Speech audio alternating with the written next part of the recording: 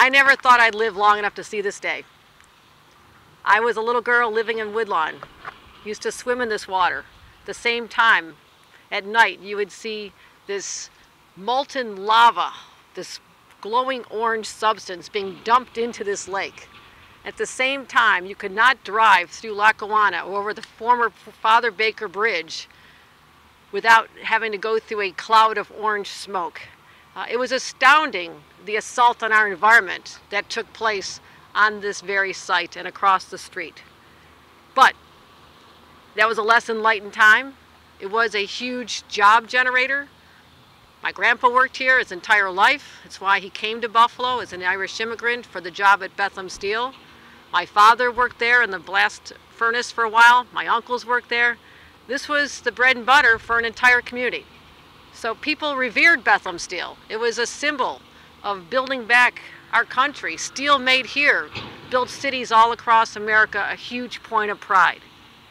Well, today we're going to return to that point of pride, where people are going to look at this site and yes, talk about the glorious past, but also remember the lessons of what happened with the environmental attack on our water and our air here, and how it became necessary for the state of New York to intercede. Governor Cuomo has for years talked about this intersection between a clean environment and a healthy economy.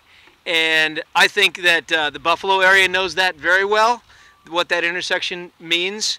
And really nowhere is that more apparent than here on the Bethlehem Steel property. But it's this legacy, as Governor Hochul mentioned, this legacy which brings us here today.